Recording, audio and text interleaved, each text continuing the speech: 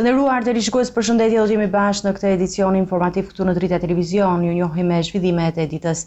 Presidenti i Francës Emmanuel Macron ka përgëzuar kryeministrin e vendit Edi Rama për fitoret në zgjedhjet e 11 majit dhe ka garantuar se Franca do të jetë në krah të Shqipërisë për përshpejtimin e integrimit evropian me synimin për përmbytjen e negociatave brenda vitit 2027. Në një deklaratë publike të mbajtur pas rizgjedhjes së kryeministrit Edi Rama, presidenti francez Emmanuel Macron e ka uruar atë për besimin e marrë nga qytetarët shqiptarë në zgjedhjet e fundit të 11 majit. Dua t'ju përgëzoj për rizgjedhjen, për besimin që morët, që është i rëndësishëm për ju, por edhe për ne të gjithë, sepse është ky mandat që do të na lejojë të vazhdojmë këtë agjendë kaq ambicioze, të dëshiruar nga vendi juaj prej kaq vitesh. Presidenti francez theksoi se rruga e Shqipërisë drejt Bashkimit Evropian është tashmë e duke vlerësuar përparimin e bërë nga Tirana në procesin e hapjes së kapitujve të negociatave. Ai garantoi mbështetjen e plotë nga Franca në përmbytjen e negociatave deri në vitin 2017. Shqipëria ka treguar shumë, ka bërë avancime shumë të mëdha. Rruga e Shqipërisë është e qartë drejt Bashkimit Evropian. Franca do të jetë për krah jush dhe do t'ju shoqërojë në këto reforma në mënyrë që meritat tuaja të njihen nga të gjithë dhe që agjenda të mbahet. Ju do të mbani agjendën tuaj dhe ne do të mbajmë agjendën tonë. 2027 nuk është një perspektiv, por një realitet. Në konferencën e përbashkët, kryeministri Rama falenderoi presidentin Macron për mbështetjen e vazhdueshme dhe vuri në dukje për fshirjen franceze në projekte strategjike për Shqipërinë.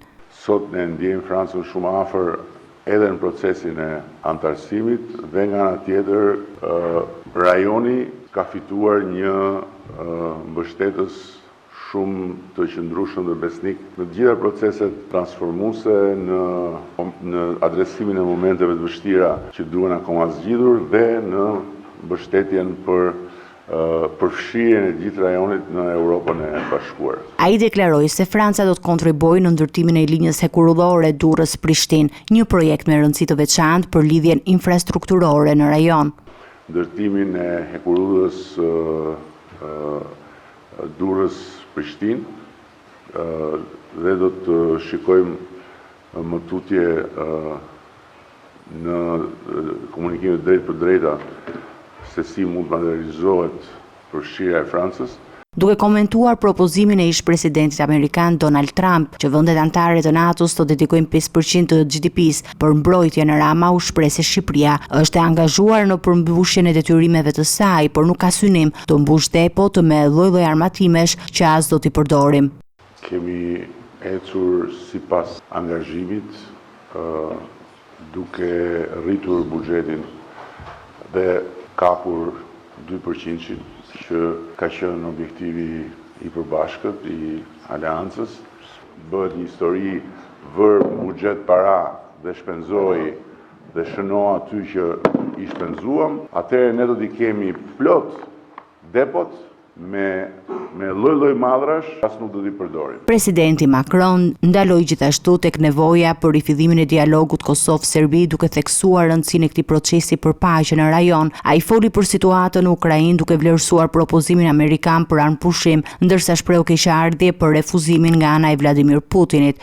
Në përmbytje të vizitës, Shqipëria dhe Franca nënshkruan disa marrëveshje bashkëpunimi në sektorin e energjisë dhe një memorandum për zhvillimin e turizmit të qëndrueshëm në rajonin e Korçës. Për herë të parë në Europë, forumi ndërkombëtar i organizuar nga Future Investment Initiative u mbajt në Tiranë duke e kthyer kryeqytetin shqiptar në qendër të debatit për të ardhmen ekonomike globale. Presidenti i Francës Emmanuel Macron dhe kryeministri Edi Rama bën thirrje për më shumë investime në Shqipëri, duke theksuar rolin e saj strategjik në Ballkan dhe Mesdhe. Tirana mirëpriti për herë të parë në Europë forumin e investimeve Future Investment Initiative, një platformë që mbledh lider politik dhe ekonomik nga e mbar bota. Zhvillimi i forumit në të njëjtën javë me samitin e Komunitetit Politik Evropian solli në Tiranë dhe presidentin francez Emmanuel Macron. Jam vërtet xheloz që për herë të parë në Europë ky forum zhvillohet këtu në Shqipëri.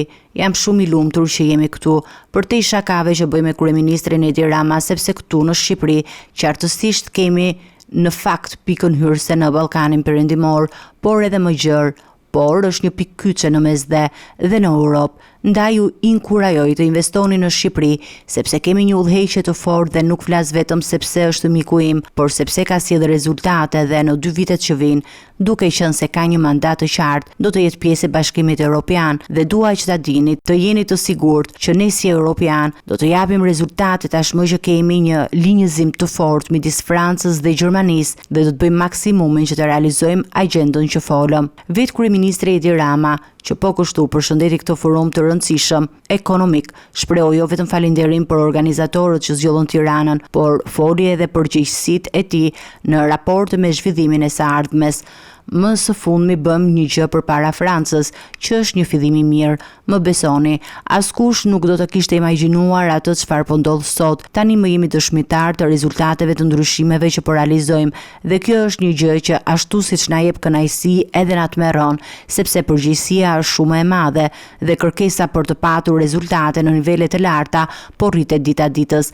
Rama vlerësoi edhe samitin e Komunitetit Politik Evropian, duke theksuar rëndësinë e formatit dhe suksesin diplomatik që solli në Tiranë. Kur e mbështeta idenë e KPE-s, shumë njerëz menduan që është ajo hileja tipike franceze për të ofruar një djath tjetër pa të dhënë atë djathin që kërkon.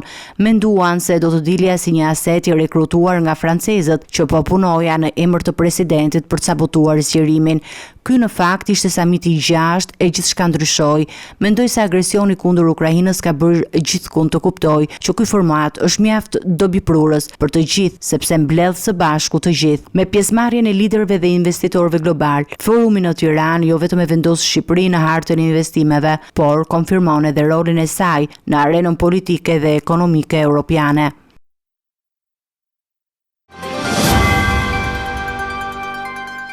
Kreu i Partisë Demokratike Sali Berisha ka ngritur zërin në forumin e Bashkimit Demokrat Ndërkombëtar në Bruksel, por siç thotë ai, vjedhje masive të votës në zgjedhjet e 11 majit. Ai ka akuzuar mazhorancën për manipulim të votës së emigrantëve dhe është zotuar për rikthimin e votës së lirë.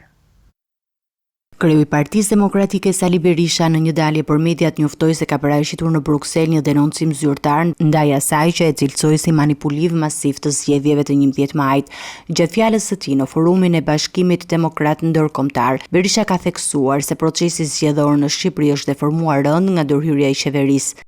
Ai ishte një rast i artë për të bërë avokatinë e votës së vjedhur të qytetarëve shqiptar para leadershipit ndërkombëtar të Qendrës Djathtë dhe forcave konservatore. Në këtë kuadër, raporti i vëzhguesve ndërkombëtar OSBE-ODIHR, Parlamenti Evropian dhe Këshilli i Europës, denoncimi i farsës më të shëmtuar elektorale të 34 viteve të fundit, farsës së zgjedhjeve të 11 maj 2025. Sipas tij, pjesë e manipulimit ishte dhe ndërhyrja në administratën zgjedhore dhe përdorimi i burimeve shtetërore në favor të Partisë Socialiste. Shpejt do jetë dita kur ambasadat e narkodiktatorit të rrethohen në të gjitha kryeqytetet e vendit nga populli që u shkelmua vota. Këtë mandat nuk do ta gëzoj, dhe sa ai do përgjigjet Gjermani për këtë masakre elektorale, për këtë batërdi elektorale që i kreu, për këtë farsë të turpshme elektorale që bëri, haptas pas një kufisi. Berisha ka akuzuar mazhorancën socialiste për manipulim masiv të votës së emigrantëve. Ne kemi dhëna të sigurta të manipulimeve monstruoze që janë bërë me votën e emigrantëve në kutitë e votimit, është i tëri i gatuar nga kriminal elektoral të Partisë Socialiste dhe s'ka asgjë të bëjë me vullnetin e lirë të shqiptarëve në diasporë. Ai premtoi se do të ndërmarrë çdo hap për të mbrojtur të drejtën e votës dhe për të garantuar që shqiptarët të votojnë si qytetarë të lirë dhe të barabartë. Drejtuesja politike e Partisë Demokratike për Diasporën, Josefina Topadi, ka reaguar ashpër ndaj mënyrës së zhvillimit të votimit të emigrantëve në Greqi. Në një deklaratë për mediat, ajo ka quajtur procesin si më flagrantin në shkeljet e normave zgjedhore, duke akuzuar se kontaktorët e shpërndarjes së fletëve të votimit janë marrë peng nga pushteti. Drejtuesja politike e Partisë Demokratike për Diasporën Josefina Topalli ka komentuar ashpër procesin e votimit të emigrantëve në Greqi. Topalli denoncoi si antikushtetues dhe të manipuluar procesin e votimit të emigrantëve shqiptar në Greqi. Sipas saj, strukturat e pushtetit kanë ndikuar drejt për drejt përmes kontrollit të kontraktorëve të kompanisë postare DHL. Greqia është rasti më eklatant i thyrjes së çdo norme dhe çdo standardi të procesit të votimit të shkruar në kodin zgjellar. Me sa shifet, rezultatet shkojnë nga 85% për PS deri në 99% shkojnë në Fier, mund të shkojnë në Berat. E njëjta fenomeni është në të gjitha qarqet, është një proces i pakontrolluar, siç e kemi thënë, nën kontraktorët e DHL-s janë në kundërshtim me marrëveshjen që është bërë midis KQZ-s për trujtur integritetin e procesit të votimit, me sa duket ka dështuar, për të mos thënë është korruptuar nga strukturat e pushtetit në Greqi. Topalli përmendi qarqet e Athinës, Selanikut dhe Kretës, ku sipas saj posta është menaxhuar nga njerëz të lidhur me partinë në pushtet, duke shtrembruar vullnetin e vërtetë të emigrantëve shqiptar. Partia Socialiste mund fitonte me votat, kundshtonte votat me votat në Greqi, por rezultati 99% mu personalisht më bën të mendoj se në 2025 mund të ndodhte në Korejnë e Veriut. Përpara ndryshimit sistemeve ka ndodhur në Shqipërinë tonë të dashur, por ky është partallimi total i procesit zgjellar. Nuk ka rëndësi a ndikon në Topalli akuzoi Komisionin Qendror të Zgjedhjeve se ka lejuar shkelje të marrëveshjes me kompaninë postare dhe paralajmëroi se opozita do të kërkojë përgjegjësi për deformimin e votës së diasporës. Rezultatet e zgjedhjeve të 11 majit kanë sjellë surpriza të mëdha në skenën politike shqiptare. Vota preferenciale ka riformatuar hartën parlamentare duke sjellë emra të rinj dhe duke lënë jashtë disa figura të njohura, madje edhe ministra në detyrë. 6 ditë pas zgjedhjeve të përgjithshme, numërimi i votës preferenciale ka nxjerrë në pa një prirje të re. Qytetarët kanë zgjedhur të përfaqësohen nga figura të reja politike, ndërsa disa nga emrat më të njohur të politikës shqiptare nuk arritën të marrin besimin e votuesve. Ministri i Ekonomisë, Kulturës dhe Inovacionit Blendi Gonxhia rezultoi kandidati më i votuar në vend me 21.000 vota. I dyti rëndit Erion Braçe, gjithashtu nga radhët e socialistëve me mbi 20.000 vota, ndërsa më e votuara ndër gratë është Jorita Tabaku nga Partia Demokratike me mbi 18.000 vota, duke u rënditur e treta në shkallë kombëtare. Por ndërsa disa dolën fitues, të tjerë mbetën jashtë garës. Në Partinë Socialiste emra të njohur si Pandeli Majko, Mimi Kodheli, Klotilda Bushka, Etilda Gjonaj dhe Olta Xhaçka nuk arritën që të marrin mandatin për një tjetër legjislaturë. Një situatë e ngjashme u pa edhe në kampin opozitar, ku Lurata Çupi, Muslim Murizi dhe Krishnik Çollaku nuk arritën të sigurojnë mbështetjet mjaftueshme. Ilir Meta, kryetari i Partisë së Lirisë dhe Shpëtimi Drizi nga PDU, gjithashtu mbetën jashtë kuvendit. Ndërkohë figura të reja si Arkend Balla në Durrës dhe Sara Mila në Elbasan, të dy nga Partia Socialiste, kanë arritur mbi 18.000 vota secili, duke u cilësuar si surpriza e këtyre zgjedhjeve. Vota preferenciale, e cila në këtë proces u kthye në një instrument të fuqishëm zgjedhës, ka ndryshuar raportet brenda partive dhe ka sjellë një frymë të re për përfaqësimin politik në vend. Kryekomisioneri shtetëror i zgjedhjeve Ilirian Celibashi deklaroi se numri i votave të pavlefshme në zgjedhjet e fundit brenda vendit ka arritur në 55.000, ndërsa nga diaspora janë konstatuar mbi 1.600 vota të tilla. Në një deklaratë për mediat, ai njoftoi se është duke u verifikuar një diferencë për 109 fletësh, votimi mes numrit të zgjedhësve dhe fletëve të gjetura në kuti. Zgjedhjet nuk kanë përfunduar ende për Komisionin Qendror të Zgjedhjeve. Komisioneri shtetëror Ilirian Celibashi ka bërë bilancin paraprak të fletëve të votimit të gjetura në kuti dhe atyre të pavlefshme, duke nënvizuar edhe një mospërputhje që kërkon verifikim të menjëhershëm.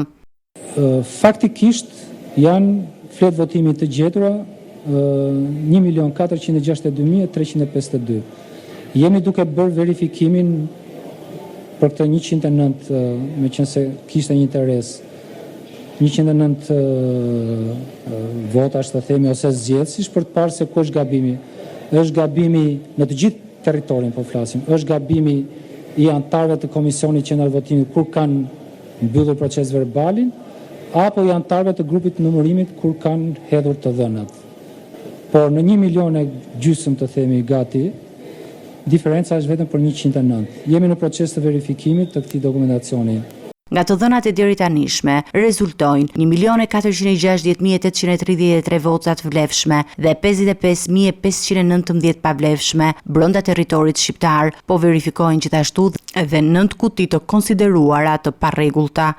Përfundimisht janë vetëm 9 kuti të parregullta, të cilat kanë rezultuar nga procesi i vlerësimit të këtyre kutive.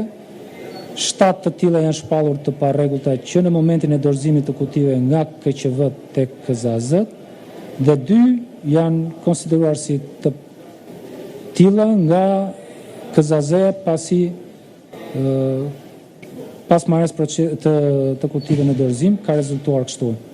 Për votën nga jashtë të vendit, procesi vijon me analizimin e fletëve nga Greqia. Deri tani janë numëruar 159.921 vota të vlefshme dhe 1.666 të pavlefshme nga diaspora.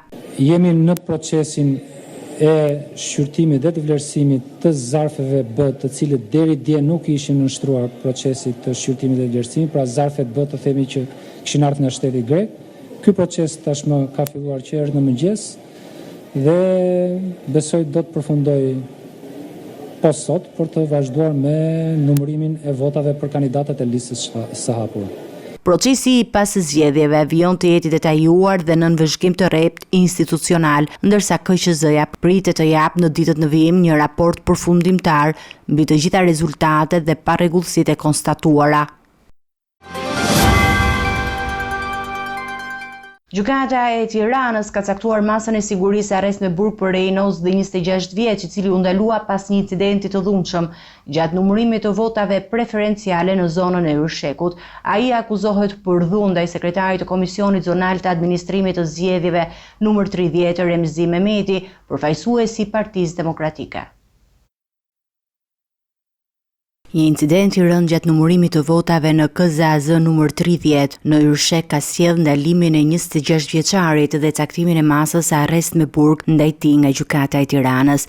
Rejnos dhe u arrestua me 15 maj pasi goditi me grush sekretarin e komisionit Remzi Mehmeti, përfaqësuesi i Partisë Demokratike. Sipas prokurorisë, konflikti nisi pas konstatimit të një vote preferenciale në favor të Partisë Socialiste, e cila u konsiderua e pavlefshme nga numëruesi. Në sallë ndodheshin disa qytetar pa statusin e vëzhguesit zyrtar, mes tyre dhe i dyshuari Rejnos Dhi, i cili kundërshtoi me zë të lartë vendimin e komisionerëve.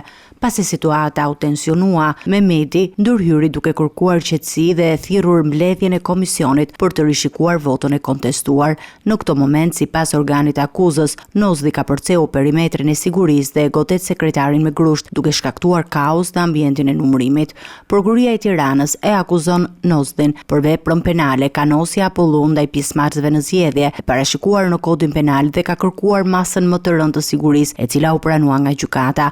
Autoritetet po vijojnë hetimin për të identifikuar dhe persona të tjerë të pranishëm në sallë që nuk kishin akreditim si vëzhgues, ndërsa Komisioni Qendror Zgjedhor ka nisur një verifikim të brendshëm për të kuptuar shkeljen procedurale që e çua në këtë incident.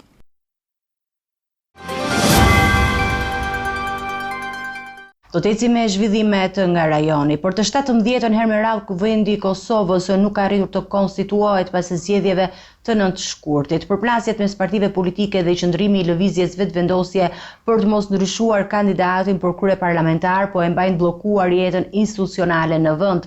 Seanca e radhës është caktuar për 19 maj, ndërsa çështja e votimit të fshehtë për kreun e Kuvendit është tashmë në duart e gjykatës kushtetuese.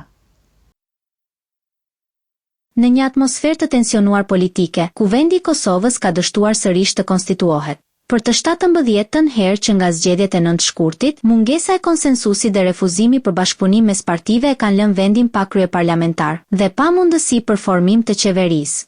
Seanca e sotme e drejtuar nga kryesuesi Avni Dehari i lëvizjes vetvendosje, nisi me një thirrje për konsultime ndërpartiake. Sipas Deharit, synimi ishte që seancat e ardhshme të zhvillohen një herë në javë dhe jo çdo 48 orë siç parashikon rregulloria. Propozimi u mbështet edhe nga deputetja e LVV-s, Mimoza Kusarilila, e cila deklaroi se 48 orëshi nuk po sjell rezultat.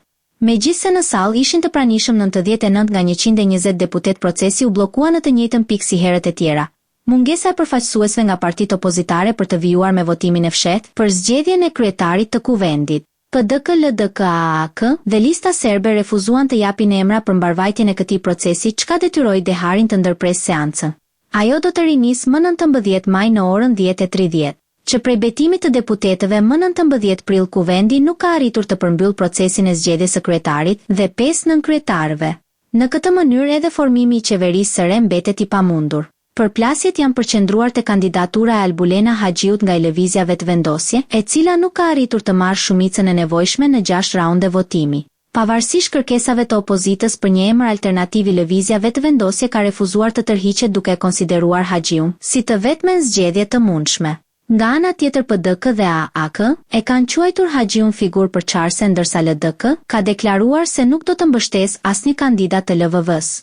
Çështja është tashmë në duart e gjykatës kushtetuese, ku partitë opozitare kanë dorëzuar kërkesë për pezullimin e seancave, duke kundërshtuar kushtetutshmërinë e votimit të fshehtë për kryeparlamentarin.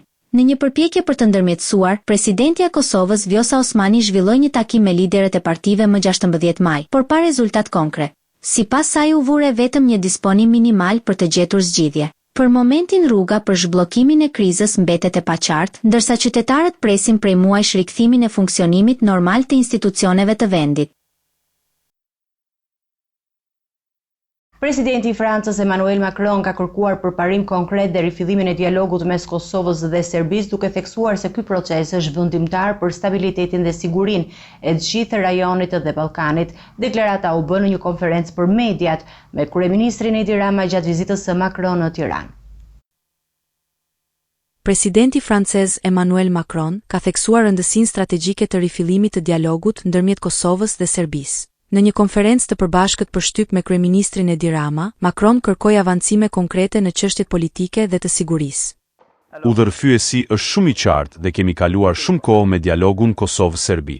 Bashkimi Evropian është legjitim të kërkojë avancime konkrete, si për zgjedhjet e komunave, ashtu edhe për çështjet e sigurisë. Ekzigjenca nuk është humbje besueshmërie. Duhet të dalë nga kjo ballë që bllokon situatën. Uroj që javët e ardhme të rifillojmë dialogun me Prishtinën dhe Beogradin. Presidenti francez vuri theksin të përgjegjësia që mbar dialogu për gjithë stabilitetin e Ballkanit dhe sigurinë e Europës, duke nënvizuar se Bashkimi Evropian nuk mund të lejojë një qasje të tërthort ndaj procesit. Është e rëndësishme për gjithë rajonin. S'mund të lejojmë që ky proces të ngecë apo të zhvlerësohet. Duhet të dalë nga kjo ballë që bllokon situatën. Do të riangazhohemi me partnerët evropian që gjërat të ecin përpara. Deklarata e Macron vjen një ditë pas thirrjes së presidentes së Kosovës, Vjosa Osmani, e cila kërkoi heqjen e masave ndëshkuese të Bashkimit Evropian ndaj Kosovës si parakusht për vazhdimin e bisedimeve me Serbinë. Do të ecim me zhvillimet nga bota. Ushtria izraelite ka nisur një tjetër ofensiv të përmasave të mëdha në rripin e Gazës me synimin për të marrë kontrollin e plotë të disa zonave strategjike dhe për të shkatëruar Hamasin. Pavarësisht thirrjeve të përsëritura ndërkombëtare për armëpushim dhe dhënie fund të konfliktit në rripin e Gazës, Izraeli ka hapur një kapitull të ri të luftës. Ushtria izraelite ka njoftuar fillimin e një tjetër ofensive ushtarake të gjerë të koduar me emrin Gideon Skarioc, karrocat e Gideonit. Në deklaratën zyrtare të shpërndar për mediat, ushtria thekson se qëllimi i menjëhershëm është kapja e zonave strategjike në Gaza, përmes sulmeve të përqendruara dhe dislokimit masiv të trupave në terren. Operacioni synon të arrijë objektivat përfundimtare të luftës, thuhet në njoftim, ku përfshihen çlirimi i pengjeve të mbetura dhe shkatërimi i plotë i Hamasit, të cilin Izraeli e cilëson si organizatë terroriste. Sipas mediave izraelite, operacioni përgatit terrenin për hyrjen e mëtejshme të forcave toksore, duke forcuar kontrollin në zonat ku rezistenca palestineze ka qenë më e fortë deri më tani. Kjo lëvizje vjen në një kohë kur komuniteti ndërkombëtar ka shtuar thirrjet për një zgjidhje paqësore dhe ndalimin e përshkallëzimit të mëtejshëm. Deri më tani, disa pengje janë liruar në kuadër të marrëveshjeve të ndërmjetësuara ndërkombëtarisht në këmbim të lirimit të burgosurve palestinezë. Megjithatë, negociatat për një armëpushim të qëndrueshëm nuk kanë prodhuar rezultate konkrete. Numri i viktimave civile në Gaza vazhdon të rritet ndërsa situata humanitare mbetet alarmante. Organizatat ndërkombëtare të ndihmës raportojnë për mungesa kritike ushqimi ujë dhe kujdesi mjekësor. Operacioni Gideon Skarioc rrezikon të thellojë më tej krizën në lindjen e mesme, duke larguar edhe më shumë perspektivën e një paqeje të afër.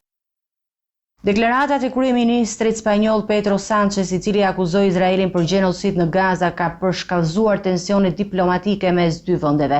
Izraeli ka reaguar ashpër duke thirrur ambasadorin spanjoll për sqarime urgjente.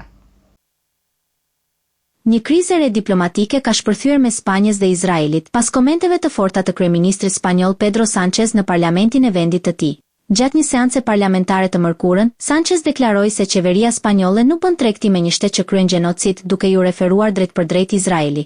Këto deklarata sollën një reagim të menjëhershëm dhe të ashpër nga Izraeli. Ministria e Jashtme izraelite njoftoi se ka thirrur ambasadorin e Spanjës në Tel Aviv për ta qortuar në një takim zyrtar që pritet të mbahet në Ministrinë e Jashtme në Jerusalem. Pas deklaratave të ashpra të kryeministrit spanjoll Pedro Sánchez, ambasadori spanjoll është thirrur për një takim sqarues, thuhet në një deklaratë të publikuar nga kjo ministri. Cituar nga gazeta El País, Spanja ka mbajtur një qëndrim kritik ndaj ofensivës izraelite në rripin e Gazës dhe bregun perëndimor që prej fillimit të luftës më 7 tetor 2023. Qeveria socialiste e Pedro Sánchez ka qenë një nga zërat më të zëshëm në Europë në mbështetje të drejtave të palestinezëve dhe ishte ndër vendet e para që njohu zyrtarisht shtetin e Palestinës. Kohët e fundit, Spanja anuloi një kontratë për furnizim me municione për policinë e saj nga një kompani izraelite, ndërkohë që është zotuar të ndalojë çdo eksport armësh drejt Izraeli. Komenti i Sanchezit erdhi si përgjigje ndaj deputetit republikan Gabriel Rufián, i cili kritikoi marrëdhëniet e mundshme tregtare me Izraeli. Ne nuk bëjmë tregti me një shtet që kryen gjenocid. Nuk e bëjmë, tha kryeministri spanjoll, duke e përforcuar edhe një herë qëndrimin e tij të prerë. Kriza aktuale vjen në një moment kur marrëdhëniet ndërkombëtare janë veçanërisht të tensionuara për shkak të situatës në lindjen e mesme, ku numri i viktimave civile në Gazë është rritur ndjeshëm. Analistët presin që kjo përplasje të ndikojë në qëndrimet e ardhshme të Bashkimit Evropian ndaj konfliktit dhe ndaj politikës së Izraelit në territoret e pushtuara.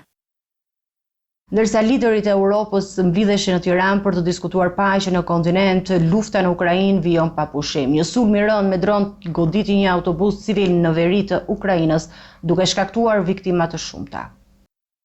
Pavarësisht thirrjeve për dialog dhe përpjekjeve ndërkombëtare për paqe, Rusia vazhdon sulmet në Ukrainë. Një tjetër episod i dhunshëm u regjistrua këtë të shtunë në rajonin verior të Sumit, ku një dron rus goditi një autobus civil në lëvizje. Të paktën 9 persona humbën jetën dhe 4 të tjerë mbetën të plagosur rënd. Administrata ushtarake e rajonit e përshkroi sulmin si një akt cinik të drejtuar kundër civilëve. Fatkeqësisht, si pasojë e këtij sulmi të pashembull nga trupat ruse ndaj një autobusi civil, pati viktima, thuhet në deklaratë. Sipas autoriteteve, autobusi po udhëtonte drejt qytetit Sumi dhe u godit në afërsi të Bilopilias.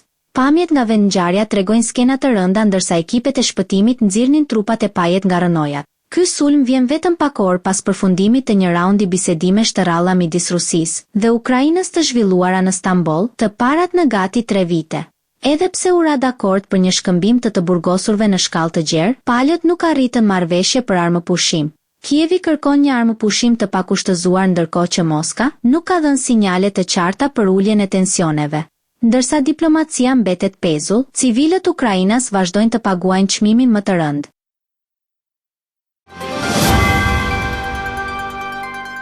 Të nderuar teleshikues, do të njihemi me parashikimin e motit. Territori shqiptar për datën 18 maj do të ndikohet nga kushte atmosferike të qëndrueshme, me mot të kthjellët dhe intervale të gjata me diell në pjesën më të madhe të vendit. Në zonat malore lindore, pasditja mund të sjellë vranësira kalimtare, por pa rreshje. Temperatura minimale pritet të zbresë deri në 10 gradë Celsius, ndërsa ajo maksimale pritet të arrijë deri në 28 gradë Celsius në zonat e ulta perëndimore dhe jugore. Era do të fryjë lehtë deri mesatare nga drejtimi jug-perëndimor me shpejtësi 6 deri 12 metër për sekond, ndërsa përgjatë bregdetit mund të arrijë deri në 14 metër për sekond. Deti parashikohet me dallgëzim të ulët 2 deri në 3 ballë. Temperaturat minimale dhe maksimale për disa nga qytetet kryesore të Shqipërisë do të jenë si më poshtë.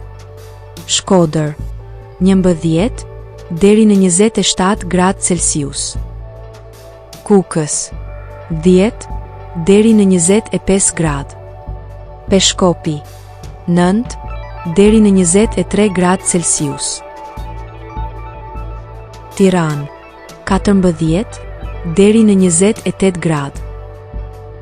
Durrës, 15 deri në 27 gradë.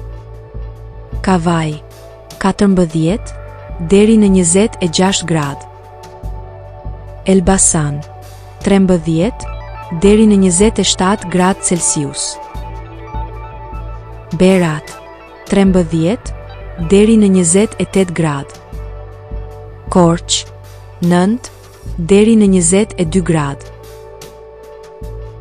Vlorë, 16 deri në 26 gradë Celsius. Gjirokastër, 14 deri në 27 gradë. Sarand, 16 deri në 26 gradë Celsius.